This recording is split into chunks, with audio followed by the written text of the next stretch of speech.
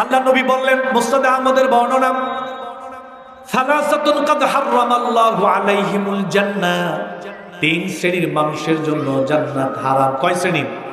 এই হাদিসে এসেছে তিন শ্রেণীর মানুষের জন্য জান্নাত হারাম। এর মধ্যে এক শ্রেণী হলো দাইয়ুস। দাইয়ুস ব্যক্তির জন্য জান্নাত হারাম। দাইয়ুস ব্যক্তি কারা? আল্লাহর নবীকে জিজ্ঞাসা করা হলো।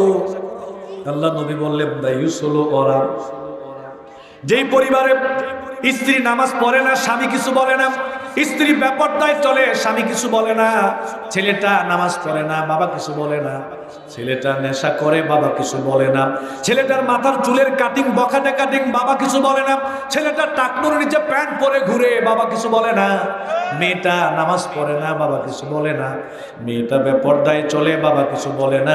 আল্লাহর নবী বললেন, ওই বাবা দাইয়ুস, ওই বাবার জন্য জান্নাত হারাম। নাউজুবিল্লাহ। ওই স্বামীর জন্য জান্নাত হারাম। যেই পরিবারে স্ত্রী বেপরদায় চলে, স্বামী কিছু বলে না, স্ত্রী নামাজ পড়ে না, স্বামী কিছু বলে না, ছেলে নামাজ পড়ে না, ছেলে নেশা করে, মেয়েটা বেপরদায় চলে, মেয়ে নামাজ পড়ে না, গান বাজনা করে, বাবা কিছু বলে না, ওই পরিবারে বাবা দাইয়ুস, বাবা নিজে নামাজি হলো, বাবার জন্য জান্নাত হারাম। আল্লাহ জান্নাত দিবে না। দেখেন আমার দিকে তাকান। আজকে আমাদের সমাজে পরিবারে অন্যায় কাজ হয়, আমরা কিছু বলি না। আগের যুগে, আজ থেকে 15 বছর আগে ফিরে যান, কারো পরিবারে যদি বিচার আসতো কোনো ছেলের নামে, যেই ছেলের নামে বিচার আসছে, ওই ছেলের বাবা আগে তারে কতক্ষণ লাগাইতো, আচ্ছা তাহলে পিটানি দিয়া এরপরে কইতো যে তোর নামে বিচারটা আসলো করে, এইটা কর। এটা জিজ্ঞেস করেন, এটা দোষ কার? এটা জিজ্ঞেস করছে? জিজ্ঞেস করে নাই। দোষ কার এটা জিজ্ঞেস করে নাই। বিচার কেন আসবে? এই জন্য ছেলেরে মারছে, এই জন্য ওই ছেলেগুলা ভালো হয়েছে, ঠিক কিনা কর? আর এখনের যুগে যদি ছেলে নামে বিচার যায়, নিজের ছেলের দোষ হলে হ্যাঁ, 8-10 গ্রামে আমার ফোলার মতো ফোলা আছে নাকি? আমার ফোলার মতো ফোলা আছে নাকি? একেবারে সোনার বাংলা, আমাদের আদরের সন্তান, আমার সোনার ছেলে, এর মতো ফোলা হয় নাকি? দোষ করছে।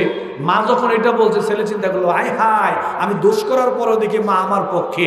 এরপরে আস্তে আস্তে কিছুদিন যায়, কিছুদিন যেতে যেতে ছেলে বড় হয়, এই ছেলে মাকে ঘর থেকে বের করে দেয়। এরাই বৃদ্ধাশ্রমে নিয়ে মা বাবাকে রেখে আসে। এজন্য পরিবারে অন্যায় হলে প্রতিবাদ করতে হবে, সমাজে অন্যায় হলে প্রতিবাদ করতে হবে। অনেকে আজকে অন্যায়ের প্রতিবাদ ভুলে গেছি, পরিবারে অন্যায় দেখলেও প্রতিবাদ করি না, চুপ করে থাকি, ঠিক না কর? এই যে আপনারা আওয়াজ শুনতেছেন না, এই ধরেন যে এই পাশের গ্রামটাতে এখন গান বাজনা হচ্ছে, খুব জোরে সাউন্ড বক্স বাজাচ্ছে। আপনাদেরকে বললাম যে প্রিয় ভাই, সব গান বাজনা হারাম, চলেন আমরা সবাই মিলে গিয়ে ওরে বাধা দিব। চলেন আমরা সবাই মিলে এখন গিয়ে বাধা দিব। আমি গ্যারান্টি দিতে পারি, মিনিমাম এইখান থেকে 2 ভাগ লোক চলে যাবে। যে এইটা আমগো ব্যাপার না, এটা অমুক মহল্লার ব্যাপার, এটা এদের ব্যাপার, এগুলো নিয়ে মাথা কামায়ও না। মুরব্বীরা আমরা দেখবো যে আমাদের ছেলেরা আছে কিনা, ছেলে বাড়ি যা, তাড়াতাড়ি বাড়ি যা, এটা আমগো বিষয় না, তাড়াতাড়ি যা। সর্বোচ্চ 10-12 জন গেলে গেল, না গেলে না, ঠিক কিনা কম? শেষ হাদিস বলে বক্তব্য শেষ করব। 8 মিনিট সময় আছে, আর আমার দিকে তাকান। 8 মিনিটে বক্তব্য শেষ হবে। একটা হাদিস শোনাই, এটা আলোচনার শেষ পয়েন্ট, এরপরে ইতিটা নেই। মুসলিম শরীফে আল্লাহর রাসূল বলছেন, মাসালুল কায়িমি ফি হুদুদিল্লাহি ওয়াল ওয়াকি ফিহা কামাসালি কওমিন ইসতাহামু আলা সাফিনাতিন ফাসারা বা'দুম আলাহা ওয়া বা'দুম আসফালাহা ওয়া কানা আল্লাযীনা ফি আসফালিহা ইযা ইসতাকাউ মিনাল মা'i মাররু আলা মান ফাওকাহুম ফাকালু লাw anna kharaqna fi nasibina kharqan ওয়া লাম নুযি মান ফাওকানা ফাইন তারাকুহুম ওয়া মা আরাদু হালাকু জামিআ ওয়া ইন আখাযু আলা আইদিহিম নাজাউ ওয়া নাজাউ জামিআ। যারা অন্যায় দেখে চুপ করে থাকি, আমরা বলি এটা আমার বিষয় নয়, এটা আমার গোলাবার না, এটা আমার গ্রামের না, এটা আমার মহল্লার না, এটা আমার দলের না, এই কথা বলে আমরা যারা অন্যায়ের প্রতিবাদ করি না, আমাদের অবস্থা আল্লাহ রাসূল এভাবে বুঝাইলেন। 2 তলা বিশিষ্ট একটা ট্রলার জাহাজ সমুদ্রে চলতেছে। কয় তলা? 2 তলা। 2 তলা বিশিষ্ট একটা জাহাজ সমুদ্রে চলতেছে। তো নিচতলার মানুষ 2 তলাতে যাবে কারা কারা, এটা লটারির মাধ্যমে নির্ধারিত হবে। লটারি দেওয়ার পরে কিছু লোক চলে গেল 2 তলায়, কিছু লোক থেকে গেল নিচতলায়। চলন্ত জাহাজ নদীতে চলতেছে। এখন নিচতলার মানুষগুলোকে 2 তলায় যাইতে হয় পানি আনতে, টিউবওয়েলটা 2 তলায়। তো নিচতলার তারা বারবার দোতলায় উঠে, এটা 2 তলার মানুষদের ভালো লাগে না। এক পর্যায়ে 2 তলার মানুষ বলল, দেখো তোমরা যে আমাদের 2 তলা থেকে পানি নিতে আসো এটা আমাদের কাছে ভালো লাগে না, অতএব তোমরা 2 তলায় আসবা না, নিষেধ করলাম, আর কোনোদিন পানি নিতে আসবা না। এ কথা কইছে পরে নিচতলার মানুষগুলো বলতেছে, আচ্ছা তোমরা যদি আমাদেরকে 2 তলা থেকে পানি নিতে না দাও তাইলে আমরা আমাদের জাহাজের নিচতলা ফুটো করে পানি নিব, এটা আমাদের জন্য সহজ। তো 2 তলার মধ্যে সব জাতীয় বুদ্ধিজীবী, এই জাতীয় বুদ্ধিজীবীরা নিচতলাদেরকে বলতেছে, তোমরা খালি তোমাদের নিচতলা ফুটো করে পানি নাও, এটা আমাদের 2 তলার মানুষের কোনো কিছু আসে যায় না। এইবার নিচতলার মানুষ দিছে নিচতলা ফুটো করে, ফুটো করার পরে ফুটো দিয়ে পানি উঠতেছে, ওরা পানি ব্যবহার করতেছে, আস্তে আস্তে পানি উঠতে উঠতে উঠতে উঠতে নিচতলা ডুবে গেছে। এবার আপনারা কোন এখানে শুধু নিচতলাই ডুববে না একটু পরে 2 তলা ডুববে? কথা কোন একটু পরে 2 তলা ডুববে কিনা? আল্লাহ রাসূল বললেন 2 তলার মানুষগুলা যদি নিচতলার মানুষগুলাকে নিচতলা ফুটো করার এই অন্যায় কাজ থেকে যদি বাধা না দেয় তাহলে নিচতলা ফুটো করলে ওই নিচতলা দিয়ে যেই পানি উঠবে ওই পানিতে নিচতলাও ডুববে, নিচতলা ডুবার পাশাপাশি একটু পরে 2 তলা। আজকে আমরা যারা অন্যায় দেখেও দেখি না, এটা আমার না, ও আমার ফোলা না, ও আমার মেয়ে না, ও আমাদের সমাজের না, ও আমার দলের না, ও আমার মহল্লার না, এই কথা বলে যারা অন্যায়ের প্রতিবাদ করি না, আল্লাহর কসম করে বলছি ওরা অন্যায় করার কারণে যে গজব আসবে ওই গজব শুধু ওই মহল্লা দিয়ে যাবে না, আপনার মহল্লার উপর দিয়েও যাবে। এই আযাব সবাইকে পাকড়াও করবে। অতএব প্রত্যেকেই নিজের নিজের সন্তানগুলোর দিকে নজর দেন, নামাজি বানান, পর্দার ভিতরে রাখেন, গান বাজনা বন্ধ করেন, মাথার চুল ঠিক করেন, চাকরির উপরে প্যান্ট পরান। খালাতো ভাই, মামাতো ভাই, ফুফাতো ভাই, ডাকাইত নাম্বার 1 দুলাভাই, এগুলার কাছে মেয়েকে দেওয়া সবচেয়ে বেশি ক্ষতি করতেছে। এখন খালাতো ভাই, ফুফাতো ভাই, মামাতো ভাই, এগুলা বলে ভাই, এগুলা ভাই না। খালাতো ভাইয়ের কাছে বিবাহ বসা জায়েজ,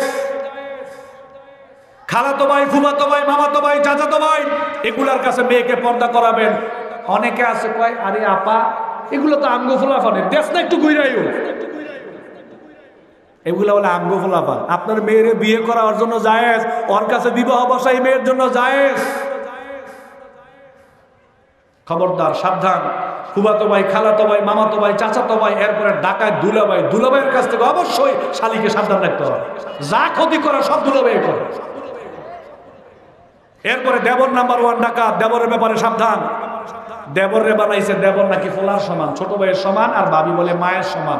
শয়তান চিন্তা করলো যে যেহেতু আল্লাহ রাসূল বলছে ভাবির জন্য সবচেয়ে মারাত্মক হলো দেবর, এই জন্য শয়তান টেকনিক করে একবারে মার আসনে ভাবিরে বসাইছে। বিয়ে করছে ও বিদেশ চলে গেছে, ছোট ভাইরে কয় আমি জায়গা দায়িত্ব তোর, বাজারে লয়ে যাবি, কেনাকাটা করাবি, তোর বাবির বাড়ি লয়ে যাবি, মার্কেটে লয়ে যাবি, ডাক্তারের কাছে লয়ে যাবি। বিয়ে করছে, হ্যাঁ দায়িত্ব পালন করে ছোট ভাই। বাবির জন্য সবচেয়ে বেশি ভয়ঙ্কর হলো দেবর মরার সমান। আর আপনি বাবিরে মা বানাইছেন না? সবচেয়ে বেশি ক্ষতি করতেছে এখন বাবিদের দেবর, আর সবচেয়ে বেশি শালীদের ক্ষতি করতেছে দুলাভাই। ঠিক কি ডাকো? দুলাভাই, দেবর, খালাতো ভাই, মামাতো ভাই, ফুফাতো ভাই, বন্ধু সার্কেল, এগুলোর ব্যাপারে মেয়েকে সাবধান রাখবেন, ছেলেকে সাবধান রাখবেন, এছাড়া আপনার দায়ুস জান্নাত হারাম হয়ে যাবে। এরপরে হালাল উপার্জন পরিবারে নিশ্চিত করতে হবে। সুদের টাকা, ঘুষের টাকা, জনগণের সম্পদ আত্মসাৎ করে বিল্ডিং করা যাবে না, ঘরবাড়ি করা যাবে না। হারাম টাকা পরিবারে যাতে না আসে, হালাল উপার্জন পরিবারে নিশ্চিত করতে হবে, তাহলে পরিবারে বরকত হবে ইনশাআল্লাহ। এই যে কথাগুলো আপনাদের সামনে বললাম, সন্তানদের ব্যাপারে বাবা মার দায়িত্বটা আগে, সন্তানকে এভাবে করে দায়িত্ব পালন করেন, তাহলে সন্তান আপনার সাথে ভালো আচরণ করবে। আর সন্তানদেরকে বলবো বাবা মার কদর বুঝেন, বাবা মার সাথে সদাচরণ করেন, বাবা মার সাথে ভালো আচরণ করেন। বাবা মা রাজি খুশি থাকলে আল্লাহ রাজি খুশি, বাবা মা নারাজ হলে জাহান্নামে যাওয়া ছাড়া কোনো উপায়। আল্লাহ রাব্বুল আলামিন আমাদের সবাইকে কথাগুলো বুঝার, বিষয়গুলো বুঝার তৌফিক দান করুন, আমরা বলি আমিন। আমাদের আজকের প্রোগ্রামের সম্মানিত প্রধান মেহমান শ্রদ্ধেয় বড় ভাই শেখ মাওলানা আল্লামা জহিরুল ইসলাম আল জাবেরি ভাই শুধু ঢাকা থেকে এসেছেন। আমি আমার আলোচনা এখানে শেষ করে দিচ্ছি। আল্লাহ রাব্বুল আলামিন আমাদের সবাইকে ধৈর্য সহকারে কথাগুলো শ্রবণ করার তৌফিক দান করুন। সুবহানাকাল্লাহুম্মা বিহামদিকা আশহাদু আল্লা ইলাহা ইল্লা আনতা আস্তাগফিরুকা ওয়া আতুবু ইলাইক। আসসালামু আলাইকুম ওয়া রাহমাতুল্লাহি ওয়া বারাকাতুহু।